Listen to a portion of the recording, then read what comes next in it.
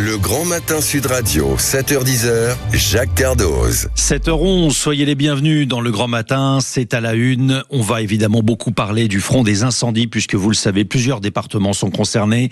Le Gard, la Drôme, les Bouches-du-Rhône, le vent souffle fort encore aujourd'hui.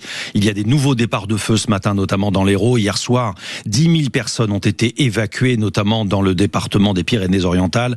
540 hectares ont brûlé, ça c'est pour le Gard. La Neuf a été coupée une partie du temps, elle a été rouverte dans la soirée. 7 Canadair sont mobilisés et près de 300 pompiers sont sur place. Alors nous sommes avec Hermeline Malherbe, vous êtes présidente du département des Pyrénées-Orientales et donc on parle là de la région de Perpignan. Bonjour Hermeline Malherbe. Est-ce que vous êtes avec nous ? Hermeline Malherbe, bonjour. Voilà, on a réussi à établir la liaison. Soyez la bienvenue sur l'antenne de Sud Radio. Tout simplement, quelle est la situation ce matin ?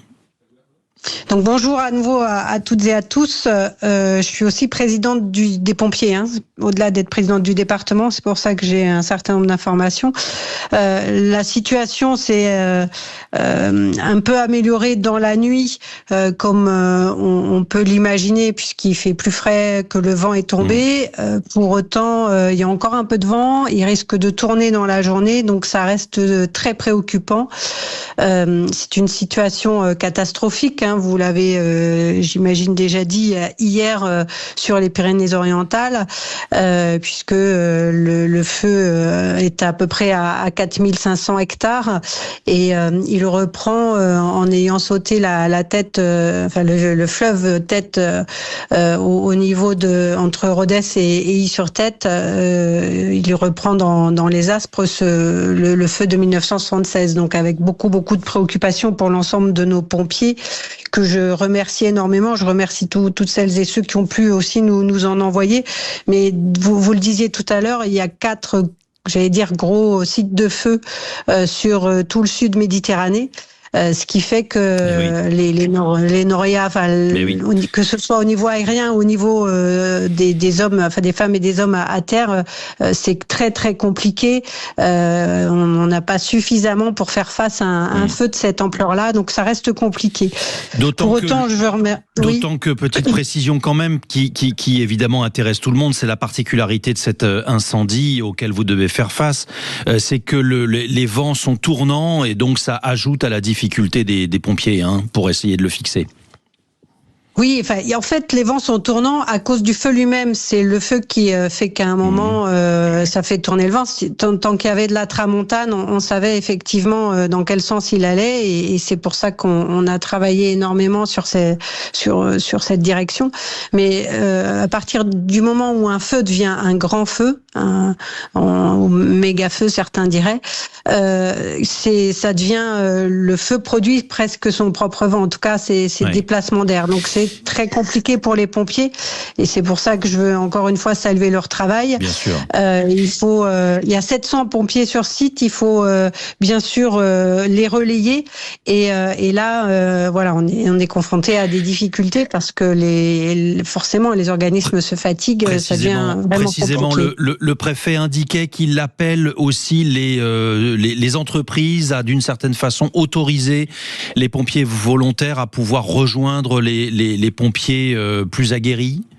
C'est bien cela ? Oui, tout à fait. J'étais avec lui hier soir, quand on a fait cette annonce, et j'ai d'ailleurs précisé que j'avais donné la consigne à l'ensemble des agents du conseil départemental pour aujourd'hui, pour effectivement montrer l'exemple et pas dire aux autres de faire sans le faire soi-même. Donc effectivement, on a vraiment besoin de toutes celles et ceux qui peuvent se mobiliser, qui sont bien sûr formés au feu et qui peuvent se mobiliser. Et bien sûr aussi, je pense qu'il faut qu'on salue aussi le travail de l'ensemble des élus, ceux qui sont sur place. On est pris par le temps, Hermeline Malherbe. Une précision concernant les évacuations, parce que c'est évidemment la grande information de la nuit. Est-ce qu'il y a eu des victimes ? Est-ce que vous avez des inquiétudes encore pour un certain nombre d'habitants ? Ou bien est-ce que toutes les personnes dont vous pensez qu'elles devaient être évacuées l'ont été dans le courant de la nuit ? Donc on a jusqu'à présent, à l'heure où je vous parle, les 2 victimes qui étaient déjà hier, enfin des victimes, des blessés, oui, recensés. Voilà, 2 blessés graves, un brûlé parmi les habitants et un accident parmi les pompiers. Aujourd'hui, on a, enfin dans la nuit, dans la soirée, oui c'est ça, la soirée, c'est 10 000 habitants en gros qui ont dû être évacués, et en particulier la ville, enfin le petit village, pardon, la petite ville ou le gros village d'Ille-sur-Tête, et 5000 parmi les petits villages qui ont pu être accueillis à Prades. Et donc je remercie toutes les équipes municipales. Donc tout s'est bien passé. Juste un dernier mot, Hermeline Malherbe, parce qu'on est vraiment pris par le temps. Et puis Cannes. Merci, oui. Hermeline Malherbe. Mais juste un dernier mot, parce qu'on est pris par le temps. Il n'est pas question d'annuler les derniers kilomètres du Tour de France qui donc devront parcourir votre département, les 50 derniers kilomètres, mais qui se feront, on le rappelle, sans public et sans caravane. Voilà, c'est la décision qui a été prise. Tout à fait. C'est la décision du préfet, et effectivement, je pense que par rapport aux pompiers et aux forces de sécurité, c'est probablement une bonne décision de ce point de vue-là. Et même si on était tous mobilisés, là, on est tous mobilisés autour du feu.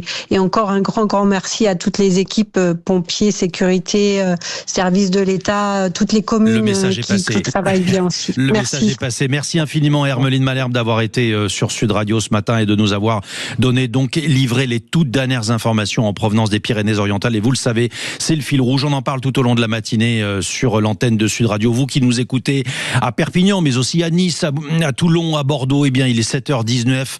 Bon réveil à tous. Tout de suite, le rappel de l'actualité.